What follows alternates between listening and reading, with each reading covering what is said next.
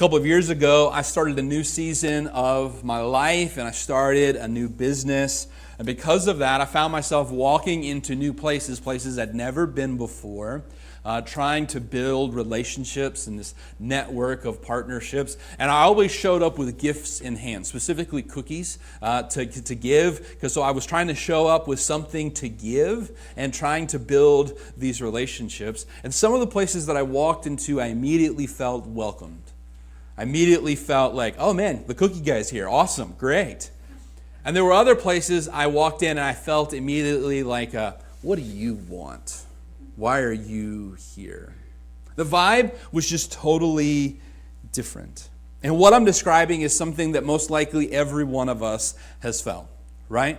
You've walked into a restaurant and they were ready for you and they ushered you to a table. Or even if they didn't have a table at that moment, they greeted you and they took down your name so they could let you know when a table would be ready. And then there are other times you showed up at a restaurant and you're like, are they open? Did they forget to lock the door because it doesn't seem like anybody is here? They weren't prepared for you to be there. Or maybe you've experienced, you walk into a place and you get the cold shoulder, like maybe the first time you met your in-laws or something along those lines, right? You walked in, you're like, I don't know if they want me here.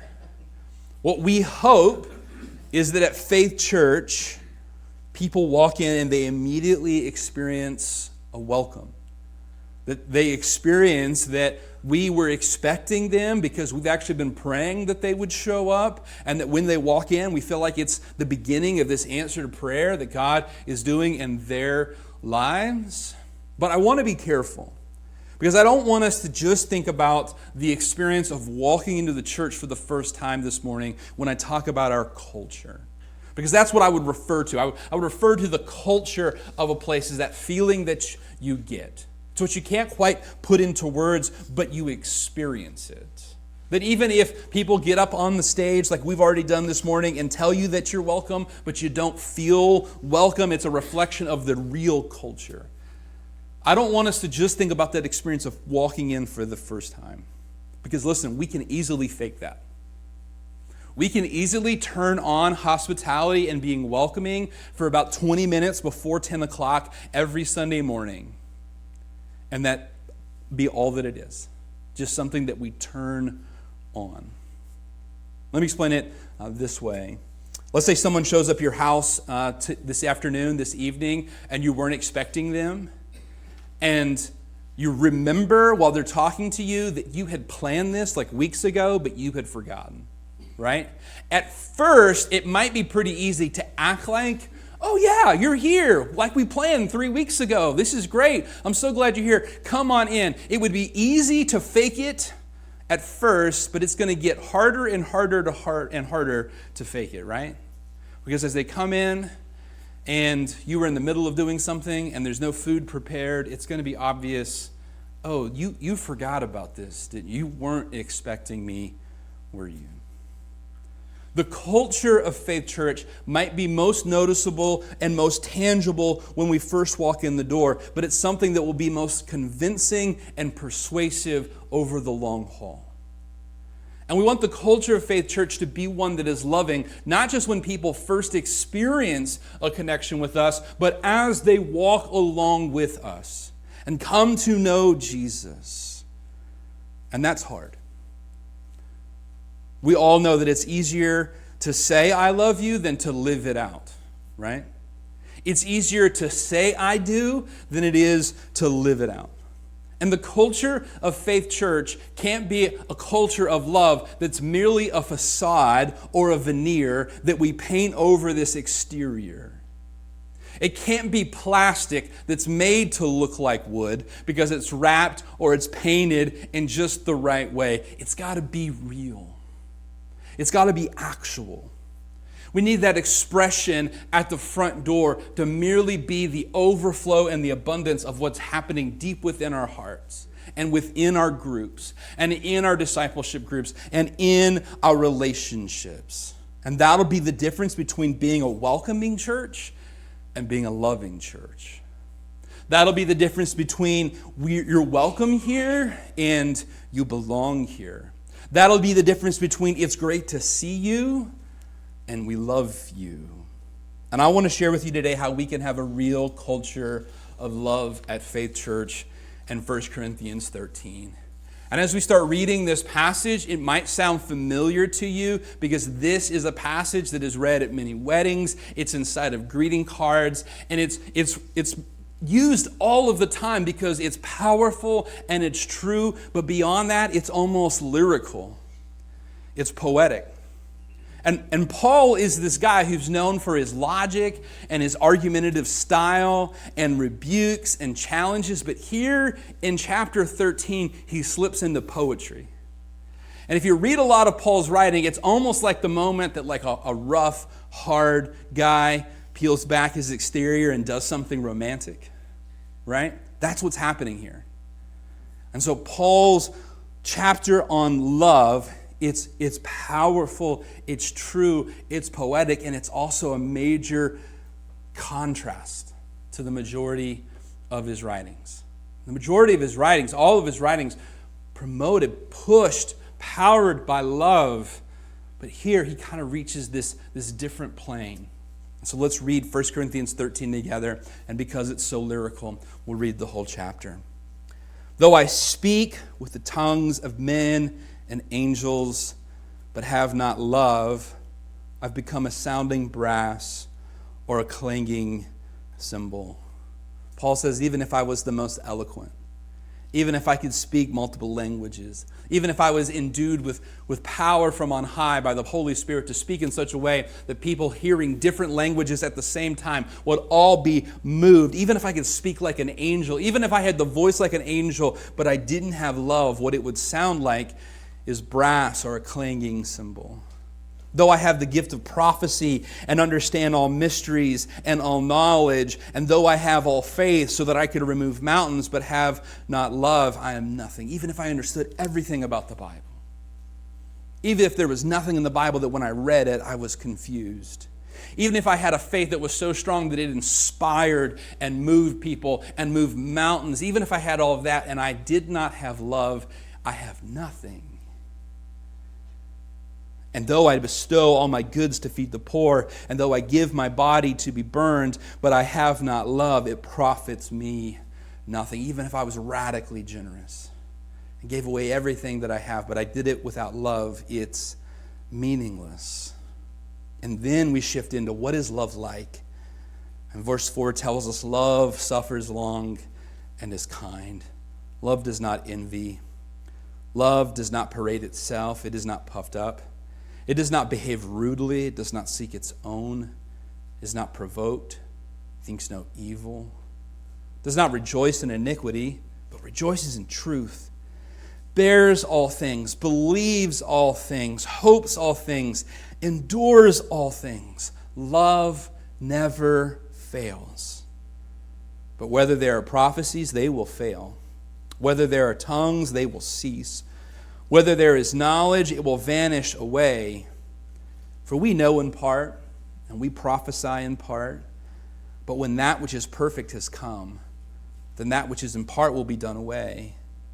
When I was a child, I spoke as a child, I understood as a child, I thought as a child, but when I became a man, I put away childish things. For now we see in a mirror dimly, but then face to face. Now I know in part, but then I shall know, just as I also am known. And now abideth faith, hope, love. These three, but the greatest of these is love. 1 Corinthians 13. Powerful, powerful stuff. I want to tell you a story, and I'm pretty sure that when I tell you the story, most of you are going to think that I attended college in the Stone Age. But I attended a Baptist college, so that's pretty close to accurate. All right? When I went to college, if you weren't at work, you had to be in the dorms at 9. And there was a lights out time. Like we were treated like children, okay? And back then, not everybody had a cell phone. Some of us had a cell phone, but you couldn't text on it, and you only had 250 minutes that you could use a month before the time of 9 p.m. And so cell phones, they were really rare, and you only had a few minutes. And so in our dorm rooms, we had a phone, and I don't mean a cell phone, I mean a phone that was plugged into a cord that went into a wall. Some of you might have seen these in a museum at some point before. You would pick it up, and you would push numbers on it, and you would call people. And so to talk to your girlfriend over in the other dorm, you could use one of these phones, but they went out every time it rained. They were horrible. Cell phones were a luxury. You didn't have any minutes. And so they had put together this system where every night, around 9:30, 9:45, there would be a container that people had dropped notes and letters and envelopes in, and they would carry that over to the girls' dorm, and they would drop it off, and they would pick up a container where girls had put these notes and envelopes in, and they would take them back. And they called this the Pony Express because it was like the Pony Express back in the day. And this is a way that you could communicate with your girlfriend, the person that you love. Right? Now, I worked, and so Pony is what it became known as, shortened from Pony Express to Pony. It often ran when I was at work, and I didn't have the opportunity to put something in the container, and you couldn't do it when you left for work for 2 p.m. because somebody would mess with that while you were gone, because it was not secure. It was just a laundry basket sitting on a table, you know. So on nights that I was off from work, you better believe that I had better put something in that basket. Listen, there were couples that they sent Pony every night.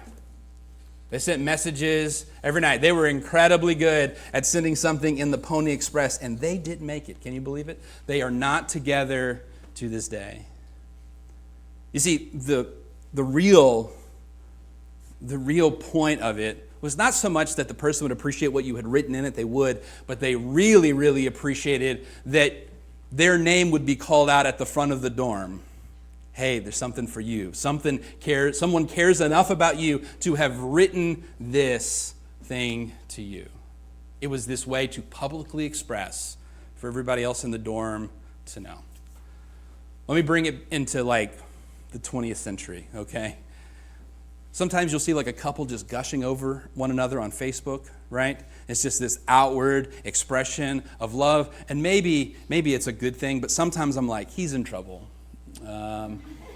He is in big trouble, and he's trying to make up for whatever boneheaded thing he did, right? There's this public expression of love, and it doesn't always match up with what is really happening in the heart.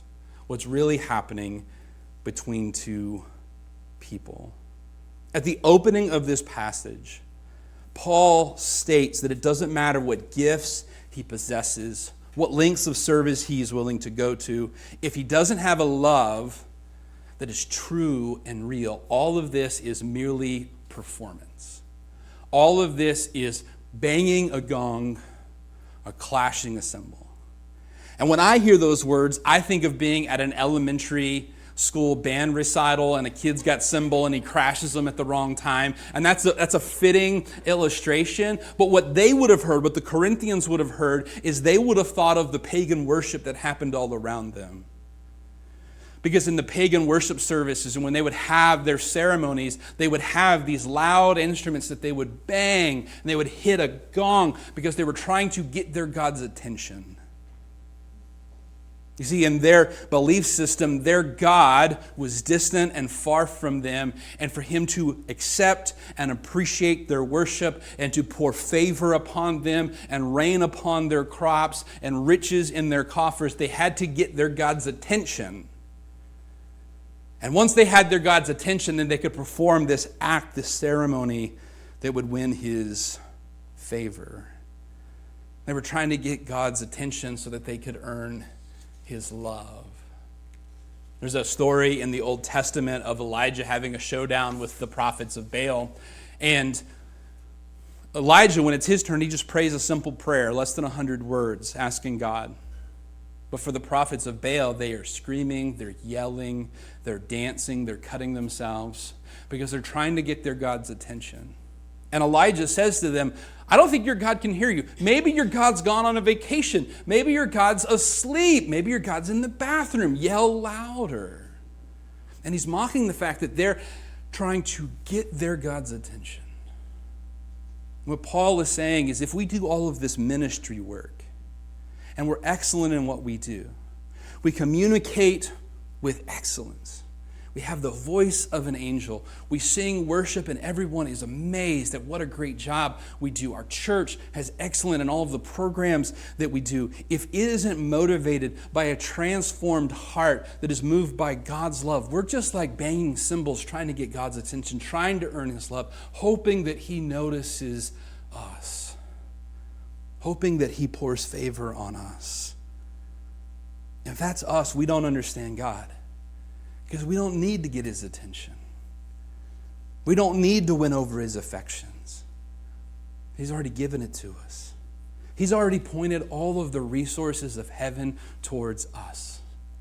He has climbed through the ages to win us over. Listen, I love my kids, but I'm only able to take in so much information at a time. So there are times that my children have to say, hey, Dad, watch this. Dad, watch this. Watch me do this thing I've done 3,000 times. Watch me do it one more time. They want my attention because I'm not able to put my attention on everything at once. They don't want me to be distracted. Listen, friend, God does not struggle with focus like I do or you do. He is not limited in his capacity to see what is going on in your life. When you see the news and there's all these horrible things happening around the world, it doesn't mean that God's attention is now diverted to more important matters. He knows what's happening in your life. Scripture tells us that a bird cannot fall out of a tree without him knowing, that he knows the number of hairs that are on your head. God knows everything that's going on in your life. You don't need to win his attention over. You don't need to earn his affection. You don't need to perform ministry excellently so that God notices you. He already sees you and he loves you. So let's not be a church that's trying to win God over, because he's already head over heels in love with us. God isn't distracted. He doesn't have too much on his plate. He loves us. He's mindful of us. And I want our church to ooze that in our very culture. I want us to be a place where God's love is experienced at every turn. Now let me be careful here, because I'm afraid that when you hear that I want our culture to ooze the love of God, that you're going to picture the Hollywood manufactured love that has been broadcast at us again and again and again, that you're going to picture the love story of two people who face horrible odds and end up together and then walk off into a CGI sunset as the credits roll. That's not what this is about. I want you to see the kind of love that Paul is talking about. I want you to see the type of love that is supposed to rule and create the culture of a church. I want you to see that it's not full of problems. It's not free of problems. It shows itself in the face of problems. It's not characterized by the absence of issues or imperfections. It's characterized by overcoming them and loving through them. What is it that Paul says in verse 4? He says, love suffers long and is kind. If all you know about Corinthians is chapter 13, you might think that it's a love letter. But if you read the rest of the book, you'll figure out that this is not a letter that Paul would send in the Pony Express at college to express his love. This is not some mushy spouse status update online. If you study the rest of this letter that Paul writes to the Corinthians, you wouldn't characterize it as a love letter. You would characterize it as a letter of rebuke and correction, confrontation, challenge. Paul writes this letter to call them out. Doug Campbell lists a dozen problems in the Corinthian church that this letter addresses, including division among the people in chapter 1, incest in chapter 5, prostitution in chapter 6, adultery and divorce in chapter 7, lawsuits in chapter 6, idolatry in chapter 8, immodesty in chapter 11, chaos and competition in their worship services in chapter 14, classism and racism happening at the communal meal when they would come together to have communion in chapter 11, heresy in chapter 15. This is a letter addressing all types of problems in the Corinthian church. The Corinthian church was a mess. When we preached through Corinthians years ago, I opened it up with a message that was something like Corinthians, the Jerry Springer show of the Bible. Because it was a letter that covered all these problems. My friend, Ryan Golightly, he watched that sermon where we had posted on YouTube with the title, Corinthians, the Jerry Springer show of the Bible. And he watched that, and when it ended, it immediately went into a Jerry Springer highlight reel of fights that had happened, But that's an appropriate illustration of what's happening in Corinth. It's a mess. Our culture thinks, and our world tells us, that confrontation only comes from a place of anger or rage, and then it leads to violence, like what we would see on those types of television shows. But this passage on love comes right in the middle of a letter of confrontation. Because the kind of love that courses through God's people is one that pushes us to confront one another. Not because we're mad with one another. Not because our feelings are hurt and we're going to try to hurt the other person. Not because I'm mad and I just got to say my piece. But rather a confrontation that isn't about me, but is about you. A confrontation that I'm entering into, not because I want to, I really don't want to. A confrontation I'm entering not because I'm seeking my own, but because I'm seeking your good. It's the reason Paul says in verse 5, love does not seek its own. It is not provoked. It's not offended. It's not confronting because it's offended or because its feelings are hurt. It's confronting because it's what we're called to do so that we can become more like Jesus. Paul doesn't write this letter to the Corinthians because he's mad at them. He writes this letter to the Corinthians because he wants them to be more like Jesus. He wants them to be like him. The division that I talked about that he mentions in the very beginning of this letter, there were people in the church that were saying, I don't like Paul as much, I'm more of a Peter guy. It would be like people here in the church and you're like, I'm not really a Pastor Daniel guy, I'm more of a Pastor Dustin guy. I'm more of a Pastor Eric guy.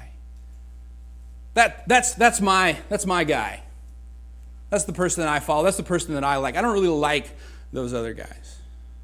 Can you imagine how easy it would be for Paul to be offended? Paul, the one who planted this church. Paul, the one who led many of these people to come to know Jesus. For them to say, hey, Paul, I know that you shared the gospel with me, but I really like how Peter preaches a lot better. Apollos wears a lot cooler robes than you do. This confrontation isn't about Paul. He doesn't care if they're Team Peter or Apollos. He just wants to make sure that they're Team Jesus, that they're following him. It's a love that confronts, but it's unselfishly confronting. It's a love that confronts, but it's not because it's provoked. It's not seeking its own. It's a love that suffers long and remains kind. What kind of love is this? How can we possibly have that kind of love? How can our church possibly be ruled by that kind of love? How can we learn to have that kind of love?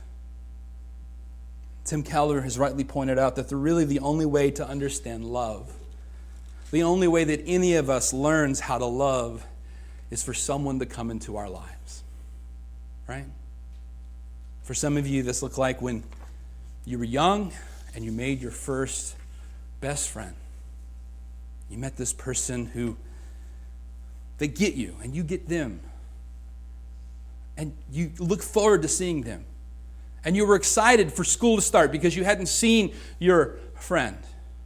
Or you look forward to seeing them on Sunday mornings because they're your friend. They're this person that is for you. And before you met them, you didn't even realize that you had this need for that person in your life, but now you realize it. And you learn from that relationship what you could not learn in a book or see in a movie. You understand that love only when a person comes into your life and shows you love and becomes the object of your love.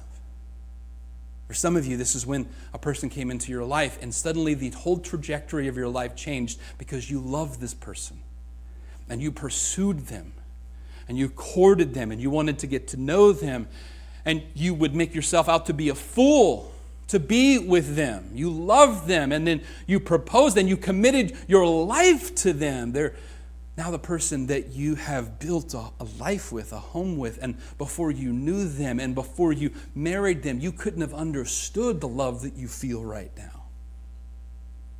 For some of you, it was when your child was born, and you held that child and you came to know a capacity of love that you didn't know was possible.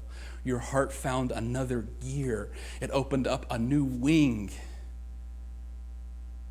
The only way to experience love is for someone to come into our lives. And the only way to know this love, this transforming, life-giving, powerful love, is for Jesus to come into our lives. And surely that's what Paul is thinking of. Surely Paul is thinking of Jesus when he says, love suffers long and is kind.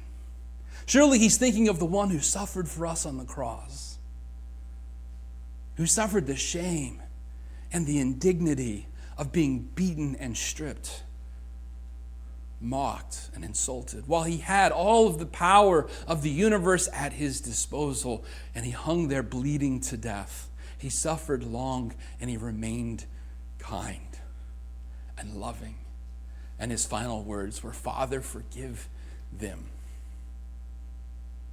Surely Paul is thinking of Jesus when he writes, love bears all things, endures all things. He's thinking of Christ, who has endured so much for us, who endured all of Paul's insults and all of his slights as he worked against the church until that moment that Jesus appears to Paul and says, Paul, why are you persecuting me?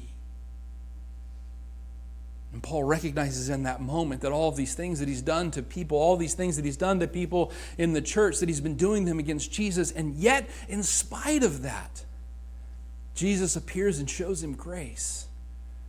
Because Jesus loves with a love that bears all things, endures all things. And surely Paul is thinking of Jesus when he says, love never fails.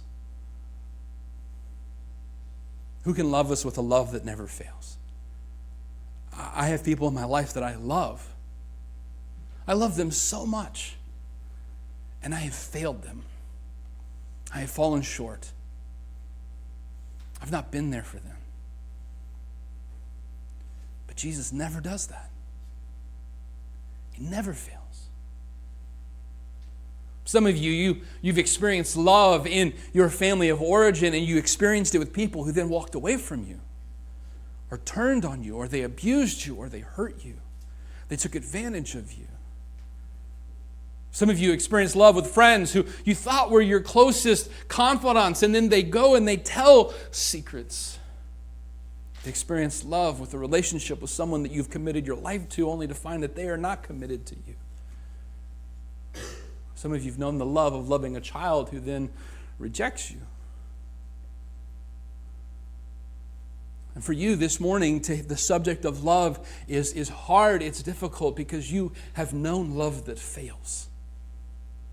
And you're afraid to experience any more love because you're waiting for it to fail you. Friend, Jesus provides you with a love that will never fail you. It lasts forever. What kind of love can make us truly let go of our self-interest, to stop saying, look at me, pay attention to me, and to care for other people and to do for other people? What kind of love can fill our hearts so much that we no longer live our lives trying to get for ourselves and fill our own needs and wants because we're overflowing? What kind of love can do that? Only Jesus can do that. Only He can accomplish that. How do we have a culture of love at Faith Church that is more than a facade or a veneer? We experience the love of Jesus.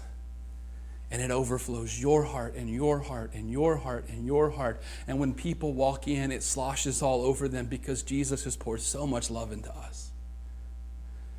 And it's not because we're so loving, it's because we're so loved. It's not because we're so great, it's because he's so good. It's a love that never fails. Chris Hodges says you can't create culture, you can only be it. In other words, you can't project the culture you want, you must possess it. You can't cast the culture, you can only carry it. A love that never fails, a culture of love that never fails, that's a tall order. And the only way it's possible in your home, in your marriage, in our church, is if it's Jesus who is the one that is providing that love. Only he can do that. Paul loved the Corinthians.